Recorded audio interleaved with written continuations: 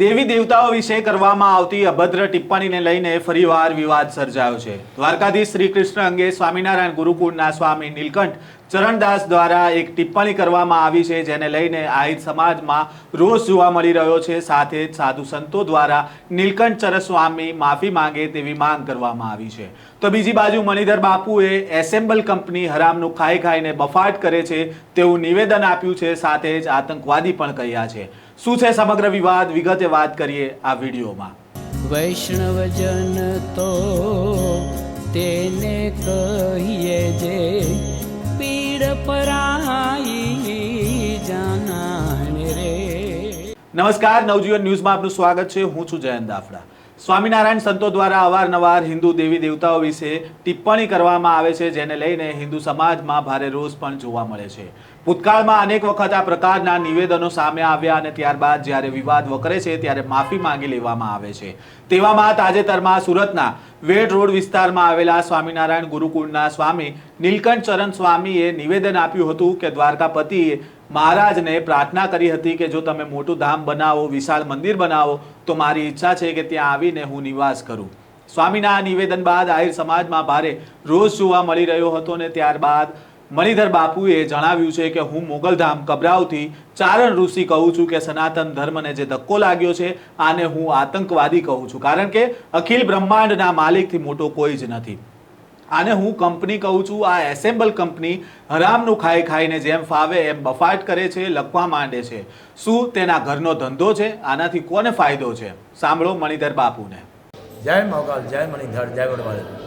બાપ મોગલધામ કબરાવથી બાપુ શ્રી મોગલકુળ ચારણ ઋષિનો અવાજ છે, કારણ કે હવે અમારે સંતો આગળ આવવાનું સમાજ તો છે જ, પણ આ વિડીયો એટલા માટે દઉં છું કે આજે આપણા સનાતન ધર્મને જે ધક્કો લગાવડે આને હું આતંકવાદી કહું છું, કારણ કે અખિલ બ્રહ્માંડના માલિકથી મોટો કોઈ છે જ નહીં। અને જેને જેને ગુણગાન ગાયા છે નેતિ નેતિ કીધું, અને આજકાલની અને જેને કહેવાય કે એસેમ્બલ કંપની, આને કંપની કહું છું।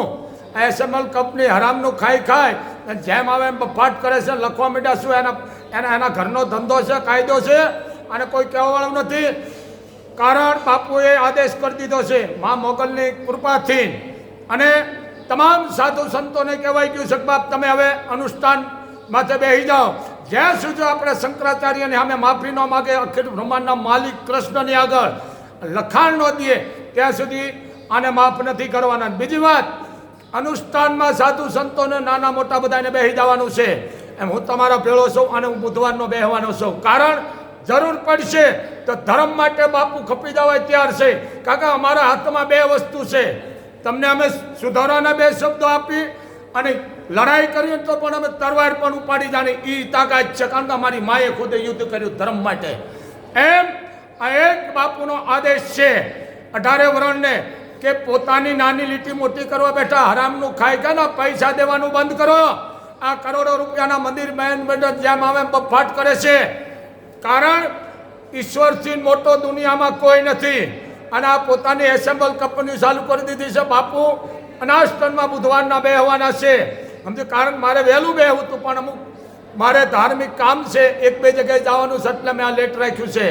સમય આવશે તો અનસનસોટ પણ બાપુ છોડી દેશે, અને કે સ્વામિનારાયણના જે સંપ્રદાયનું મંદિર છે અહીંયા બેહીશ, અને કે મોગલધામના પટમાં બેહી જઈશ।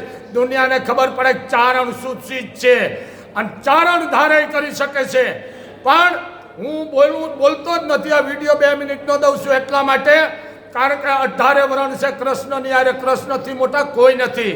જય મોગલ, જય મણિધર, જય વડવાળી।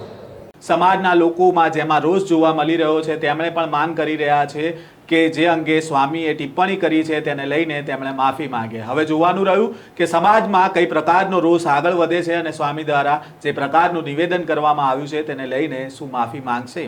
આ પ્રકારના સમાચાર સાથે ફરી મળીશું, ત્યાં સુધી નવજીવન ન્યૂઝ સાથે જોડાયેલા રહેજો। વૈષ્ણવજન તો તેને કહીએ જે